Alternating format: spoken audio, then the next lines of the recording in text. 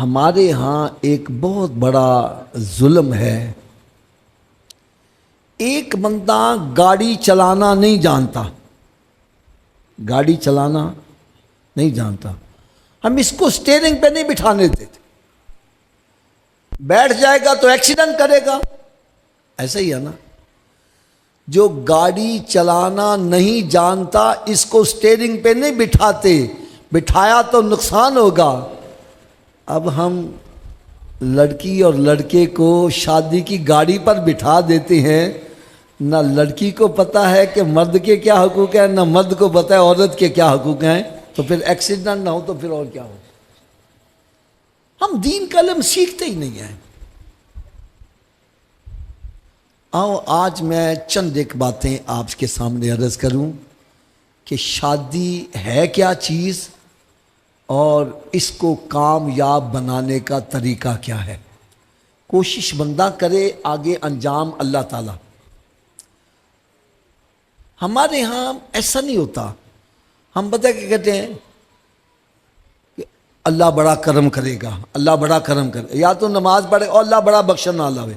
اب بھائی تو روزہ رکھیا کر، اللہ بڑا بخشن والا ہے. بھائی اس میں کوئی شک شبہ نہیں، اللہ تعالیٰ بڑا بخشنے والا ہے. لیکن ایک بندہ آپ حضرات بڑی آسانی سے سمجھ لو گے، اس کی زمین ہے، وہ زمین میں ہل بھی نہیں چلاتا، بیج بھی نہیں بوتا، اور پھر پانی بھی نہیں لگاتا، اور امید رکھتا ہے آم بڑے اچھے لگنا، اب تعالیٰ بڑا کریم ہے. کیوں جی ایسا ہو جائے گا؟ گندم بڑی اچھی ہو جائے گی، چاول بڑے اچھے ہو جائیں گے، ایسا ہو جائے گا؟ بھائی جو ہماری ڈیوٹی ہے وہ ہم کریں. میاں محمد رحمت اللہ بڑی کمال بات لکھتے ہیں، وہ کہتے ہیں مالی دا کم پانی دینا، تو پانی نہ دوے. اور بھائی مالی دا کم پانی دینا تے پر مشکاں پاوے، اگو مالک دا کم پھل بلانا لاوے یا نہ لاوے. ارے ہمیں چاہیے کہ ہم نیکیوں کا مشقیں بھر کے ڈالیں، اور پھر پھل جو ہے وہ اللہ تعالیٰ کی ذات پر چھوڑے. وہ کرم نوازی کرے گا، وہ لگائے یا نہ لگائے یہ مالک کا اختیار. جو ہمارا کام ہے ہمیں کرنا چاہیے یار. رب تعالیٰ نے حکم دیا نماز پڑھو، روزہ رکھو، گناہوں سے بچو، نیک اعمال کرو. ہم وہ کام کرتے نہیں ہیں، بس جی اللہ بڑا بخشنے والا ہے. نہیں بھائی، جو ہماری ڈیوٹی ہے ہمیں ادا کرنی چاہیے. جو رب تعالیٰ کی ڈیوٹی ہے وہ رب تعالیٰ ڈیوٹی ادا کرے گا. تو ہمیں دین کا علم حاصل کرنا چاہیے. تو آئیے پہلے تو میں آپ یہ بتلاؤں نکاح ہے کیا چیز. نکاح ایک بندھن ہے، ایک گرہ ہے جو مرد اور عورت کو ایک گرہ کے ساتھ باندھ دیتا ہے کہ اب تم نے سفر دونوں نے اکٹھا ہی کرنا ہے. اس گرہ کا نام ہے نکاح، اور اس گرہ کو کھولنے کا نام ہے طلاق. اور نکاح کو میں کیا سمجھتا ہوں، اس کی بڑی ایک آسان سی مثال دیتا ہوں. یہ حضرت صاحب ماشاءاللہ علامہ صاحب ہیں، میں ان سے کہتا ہوں حضرت صاحب مجھے 1,00,000 روپیہ چاہیے. یہ کہتے ہیں حافظ صاحب میں آپ کو نہیں جانتا، اگر آپ کو چاہیے تو کوئی ضامن لے آؤ. میں حضرت صاحب کو ضامن لے کے آ جاتا ہوں، یہ مجھے پیسے دے دیتے ہیں. اب مجھے حضرت صاحب کا اتنا فکر نہیں ہوگا جتنا ضامن کا ہوگا. اگر میں نے وقت پر پیسے نہ دیے تو ضامن ناراض ہو جائے گا.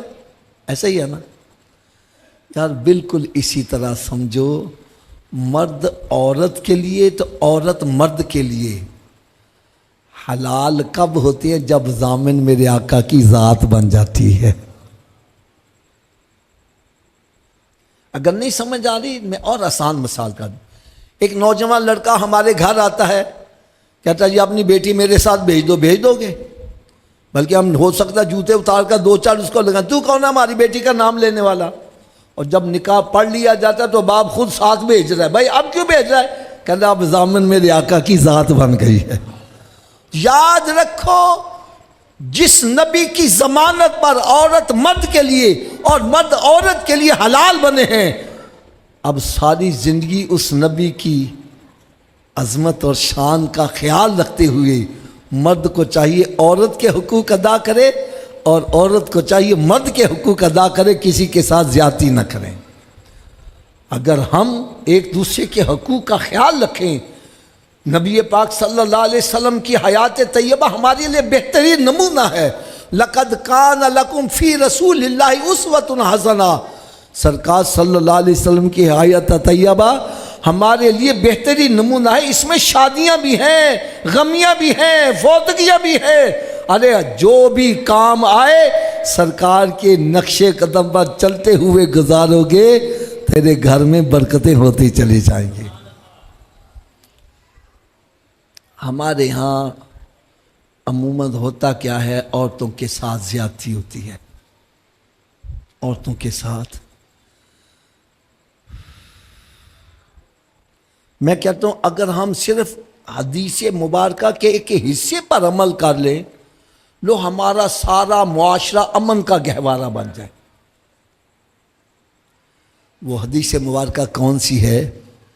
میرے آقا صلی اللہ علیہ وسلم نے ارشاد فرمایا، تم میں سے کوئی بندہ اتنی دیر تک کامل مومن نہیں ہو سکتا جتنی دیر تک اپنے بھائی کے لیے وہ چیز پسند نہ کرے جو اپنے لیے پسند کرتا ہے۔ یہ حدیث آپ نے بھی کئی مرتبہ سنی ہوگی، لیکن اس کا مطلب کیا ہے ہم نے اس کو سمجھنے کی کوشش نہیں کی۔ میں بڑے آسان طریقے سے سمجھانے کی کوشش کرتا ہوں۔ اب جتنے بھی مسجد میں بیٹھے ہو، میری بات کا ذرا جواب آواز کے ساتھ دینا ہے۔ کیا ہم میں سے کوئی بندہ چاہتا ہے میری بیٹی کو کوئی گالیاں نکالے؟ اونچی بولو۔ اس کو کوئی تانے دے، اس کو کوئی دھکے دے کے باہر نکالے، اس سے کہ میں تجھے طلاق دے دوں گا، کوئی چاہتا ہے؟ تو جو تیرے گھر میں بیوی ہے وہ بھی تو کسی کی بیٹی ہے، کیوں اس کو گالیاں نکالتا ہے؟ کیوں اس کو کہتا ہے کیا لے کے آئی ہے، تیرے ابے نے دیتا کی ہے؟ یار ایک شیشے کا گلاس ہے، مجھ سے ٹوٹ سکتا ہے کہ نہیں ٹوٹ سکتا؟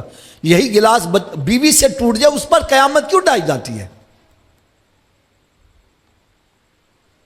یاد رکھو میری بات، یہ کان کھول کے سن لو،